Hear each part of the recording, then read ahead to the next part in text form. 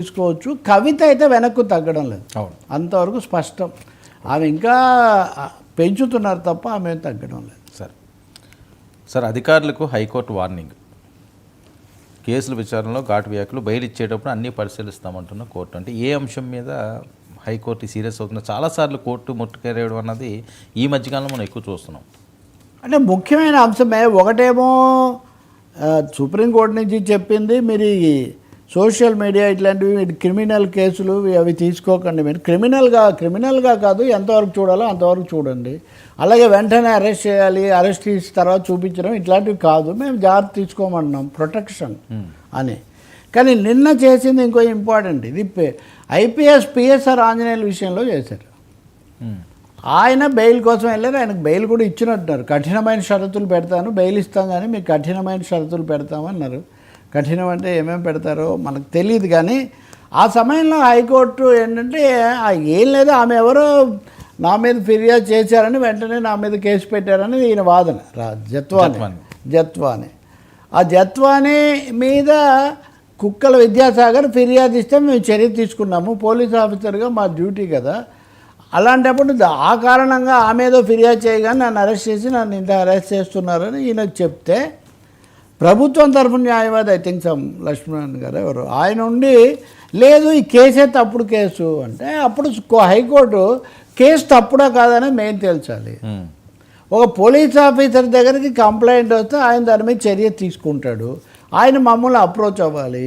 So మా దగ్గరికి వచ్చినప్పుడు అది కేసు రైటా తప్ప అని మేము తేలుస్తాం, కానీ కేసు తప్పుడుది అని ముందే మీరు నిర్ణయానికి వచ్చేసి ఇలా చేస్తే మటుకు కుదరదు. ఈ విషయంలో మేము డజన్ల సార్లు మిమ్మల్ని హెచ్చరిస్తూ ఉన్నాము, చాలాసార్లు చెప్తున్నా కానీ ప్రభుత్వం కానీ పోలీసులు కానీ దాన్ని పట్టించుకోవట్లేదు. ఇలా అయితే మేము ఇంకా తీవ్రంగా స్పందించాల్సి వస్తుంది అన్నది. ఇదే తీవ్రమైన ఇదే. రెండోది పిఎస్ఆర్ ఆంజనేయులు కనుక బయటకు వస్తే రాజకీయంగా హై ప్రొఫైల్ కేసు కింద అది నడిచింది కాబట్టి, సరే జత్వాని అయితే మహిళా సంఘాలు అందరినీ కలిసి నన్ను వేధించారంటే జరిగి ఉండొచ్చు కూడా. కానీ పోలీసులు ఇప్పుడు చాలాసార్లు చర్చకు వస్తున్నట్టుగా ఐఏఎస్లు ఐపీఎస్లు తాము ఉన్నప్పుడు చట్టబద్ధంగా చేశారా లేదా, అక్కడ వాళ్ళకి ఏదైనా ఆధారం ఉందా లేదా, అది కూడా చూడాలి తప్ప కేవలం రాజకీయ కారణాలతో. ఇప్పుడు జగన్ కూడా ఉదాహరణకు మొన్న మీడియా స్థానిక ప్రజాప్రతినిధులు వీళ్ళతో మాట్లాడుతూ, ఇంతకింత చూస్తాము వడ్డీతో సహా చెల్లిస్తాం మీకు అంటున్నారు. అంటే ఇప్పుడు ఆయన ఉన్నప్పుడు చేసిన వాళ్ళకు వీళ్ళు వడ్డీ వసూలు చేస్తుంటే, ఇప్పుడు ఈయన ఇంకా 4 ఏళ్ల తర్వాత నేను వడ్డీతో సహా చెల్లిస్తాను. వడ్డీనో అసలు మీరు ప్రజలు చూసుకోండి. ఇప్పుడు అధికారులు ఎవరైనా దారి తప్పితే కోర్టులు కదా చెప్పాలి. అందువల్ల చాలా విషయాల్లో అసలు ఇక్కడ ఇంకా పోలీసులు మీడియాలోనే నిర్ణయాలు చేసేసి ఇదైపోయింది అదైపోయిందని చెప్తున్న పరిస్థితి ఉంది. కాబట్టి నేను అనుకుంటాను ఇంకోటి కూడా ఉంది, తెనాలిలో 3rd డిగ్రీ ప్రయోగించి వాళ్ళ ఒక ఎస్ఐ ఒక పోలీస్ కాల్ పెడితే ఇంకొకడు వెనక అరికాళ్ళ మీద విపరీతంగా కొడుతూ అది పెద్ద సంచలనానికి దారితీసింది. వర్మ మనం ఇదివరకు రఘురామకృష్ణరాజు గారి నియోజకవర్గంలో పేదల ఇల్లు కూల్చివేత చూసాం.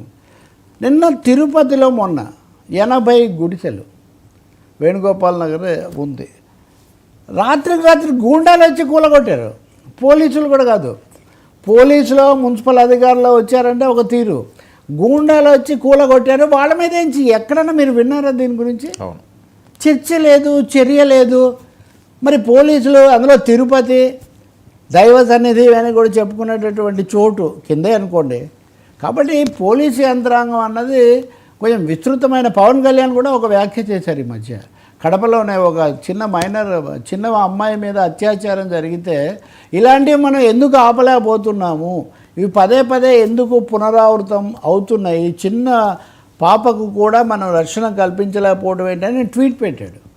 అంటే ఉప ముఖ్యమంత్రి అది వరకు కూడా ఆయన హోంశాఖ పోలీసుల పని వీటి మీద కామెంట్స్ చేస్తున్నారు. కాబట్టి నేను ఒక 3 ఉదాహరణలు చెప్పాను మీకు. అక్కడ హైకోర్టు చెప్పినవి ఉన్నాయి. ఈ విశాఖపట్నంలో ఇట్లా 1-2-3 చోట్ల దళితులకు సంబంధించి ఇట్లాంటివి వచ్చాయి. కాబట్టి పోలీసు వ్యవస్థ ముఖ్యంగా డీజీపీ కూడా ఇప్పుడు పర్మనెంట్ అయ్యారు హరీష్ గుప్తా, కొంచెం విషయాల మీద దృష్టి పెట్టాల్సిన అవసరం ఉంది.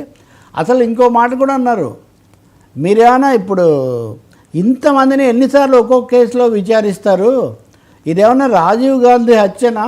రాజీవ్ గాంధీ హత్యలో అంటే వందల మందిని తర్వాత అంటే అనేక లింకులు ఉన్నాయి కాబట్టి ప్రతి కేసులో మీరు ఇంకా ఇంకా సాగదీచుకుంటూ ఇంకా కలుపుకుంటూ పోతే ఏమవుతుంది అన్నారు.